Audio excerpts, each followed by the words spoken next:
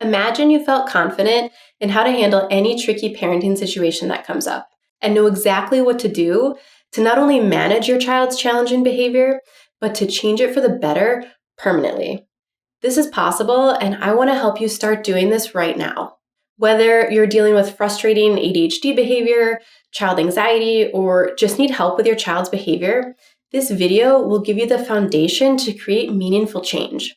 But to do this effectively, you need to first understand why sometimes, despite our best intentions, strategies just aren't working. And then I'll tell you exactly what to do to change things. And I struggle with this part too. Like a few weeks back, I got a message from my daughter's school district that because of a winter storm warning, school would be canceled tomorrow. I live in Wisconsin, so this happens more often than I wish. Anyway, the first thing I thought was like, what am I going to do now? Who's going to watch the kids? I've got back-to-back clients and an online course to record. When I just said that, what am I going to do now? What do you think I felt like? Let's say for a second that instead I saw the message, the exact same message that school's canceled because of snow, and thought, awesome, free outdoor entertainment for the kids and an excuse to load up on a lot of hot chocolate. What would you guess I'm feeling now? Depending on what I say to myself, I can end up feeling two completely different ways about the exact same situation. This idea that how we think about a situation influences how we feel about it and what we do about it deserves much more attention in the parenting world. Unfortunately, it often gets ignored or left out of even the best parenting advice. With child anxiety or ADHD, the majority of the advice is based on changing a child's behavior, since that seems like the most obvious problem to fix. But spoiler alert, you don't have direct control over how your child behaves.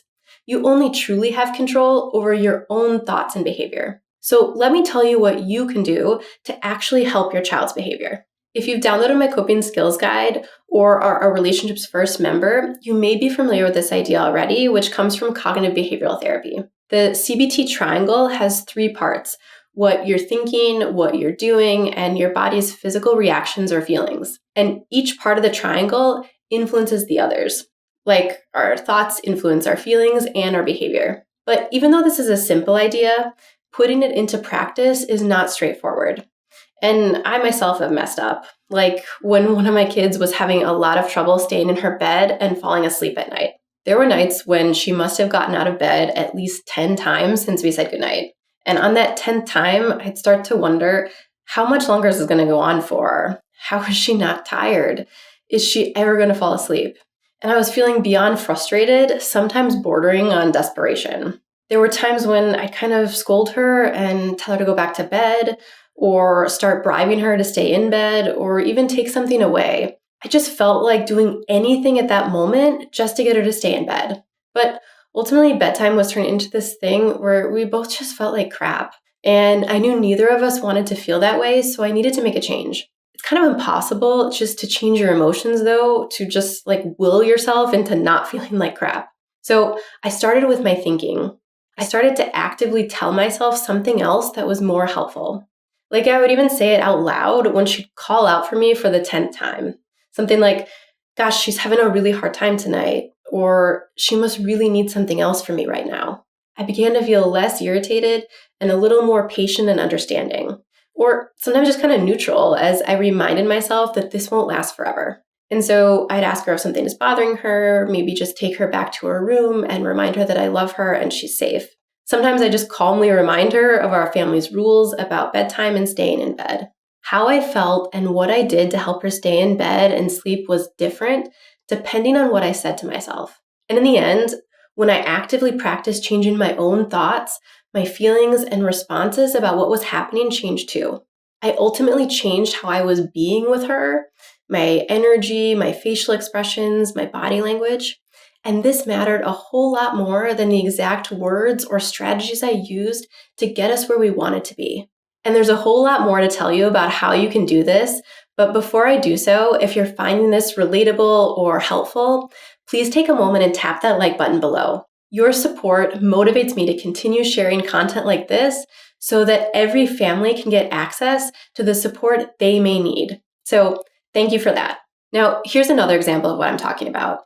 I often hear this from parents of kids with ADHD.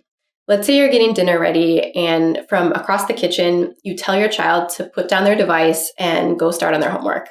You're thinking they're in 5th grade, they should be able to do what they're told, and they need to be more responsible for their own work. 5 minutes later, you look over and they haven't moved. You're thinking, why can't they just do what they're told? You get frustrated and maybe say something like, hey, why didn't you listen to me? I already told you to turn it off. On the other hand, what if when you looked over and saw they were still on the device, you thought to yourself, gosh, it's really hard for them to switch gears to something else? Or, maybe they didn't hear me. You're thinking that certain things are harder for them because of their ADHD. You're assuming their behavior isn't intentional. So you leave the kitchen and walk over to them and say, hey, I know it's not easy to turn this off when you're having fun. I need you to start on your homework though. Now you've got their full attention because you're right next to them and connected with them on how they might be unhappy about what you're telling them. The way you think about your child and their behavior influences the interaction between the two of you, which will have an impact on what happens next. It's going to be tough to see your child's behavior change the way you'd like without first taking an honest look at your thoughts in those tricky situations. What you do to handle the tricky situations is important, and so is how you're going to be with your child, which is largely influenced by your own thoughts. And how you are being with them ultimately plays a role in their behavior and in your relationship with them. All this makes me think of a family I was working with that got to a better place much quicker because of what the mom did. I was doing PCAT with a child diagnosed with ADHD, mainly working on listening to her parents and keeping her body to herself when her emotions or energy were running high. And in this particular session, the child had been sick and not sleeping well during the previous week and was just generally running on empty. You know, it happens to all of us. We get a little more cranky, maybe do and say things we wouldn't normally do. But essentially, the trouble that she would normally have was amplified because she hadn't been feeling well. And so I'm coaching the mom through some active ignoring of the minor behaviors and helping her give commands to redirect the more aggressive ones. And even I can feel the tension and energy rising as things are escalating. But I notice the mom looks exceptionally even-keeled. Her words and her body language are neutral and consistent as she's trying to get through these tricky behaviors with her daughter. And then she says to me, gosh, she must really be holding in so much when she's feeling well. It's like she just can't help herself right now. I can't imagine how much energy that must take her not to do these things every day. Those words, those thoughts of hers helped her have empathy and appreciation and compassion for her child and eventually help them both get to a better place. That's what kids need. Grown-ups who give them the support they deserve, who imagine what it's like to be in their shoes, and who value them just as they are. And if I haven't made it very obvious by now, this all starts with your thoughts. So here's the important practical advice for you. Sometimes thoughts come so quickly or automatically that we don't even realize what they are or how they're influencing us. So before you deal with another challenging behavior, ask yourself these questions first to get a clear picture, even if you already feel like you know what your thoughts are. What are you really saying to yourself about your child, your relationship with them, their diagnosis, or their behavior? What are you expecting to happen when they're behaving in a particular way? Like when they're anxious or impulsive or defiant, what do you think will happen next? What's the first thing that pops into your mind when you think about your child and their behavior? How does the advice or tips you get work for your child?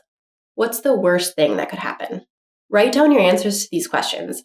It'll help you recognize and clarify some of the thoughts you currently have about your child and your situation. And after you have ideas about the ways you currently think, you can work on slowly changing them in order to help you and your child. But I know from personal experience that it's difficult to just get yourself to think differently, and even harder to think something different and truly believe it. So how exactly can you think different thoughts that eventually improve your child's behavior? First, you need to come up with coping thoughts that fit your family and situation. You may need to ask yourself some more questions until your answer is something that helps you feel differently and better. Like, what is this thought doing for me right now? Or like when I start thinking, how many times do I have to remind him? Is that helpful for me or for him? How do I feel when I say that to myself? You could also ask, how likely is it that the worst thing would really happen? For example, if I leave my child crying with a babysitter, how likely is it that they will really cry for hours and hours? Or you might ask, is this thought really true? Like, is this situation really something that's dangerous for my child? And finally, is this thought worth my energy and my relationship? Like, is it really worth my time to think this way about my child? Your answers to these questions are things you can say to yourself to begin to change your internal dialogue. Write them down somewhere for easy access and to continually remind yourself of them. Put a post-it on your bathroom mirror. Keep a notepad on your nightstand. Make a note in your phone, or better yet, put these coping thoughts as the background image on your phone. If you're still struggling to come up with some helpful thoughts, try making an even if statement. I have this whole video on it that can give you more ideas, but the general formula to make one is, even if that bad thing happens or that worst thing comes true, I can cope by doing this. Like, even if my child gets out of bed 100 more times, I can remind myself that this won't last forever. She will eventually go to sleep. Or even if my child always needs a reminder, I can remember their brain works differently, and that's perfectly okay. If you need more ideas for all of this, I'm working on a short email course to help you put everything into action and to turn your efforts into progress that feels real and lasting. Sign up for my Relationships First newsletter, and you'll get access to it as soon as it's ready. And if you want more tips like these, don't forget to subscribe. And now for the second thing to eventually change your thoughts.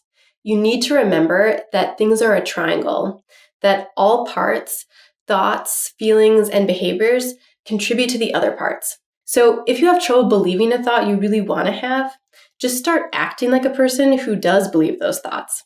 What would they do in this situation?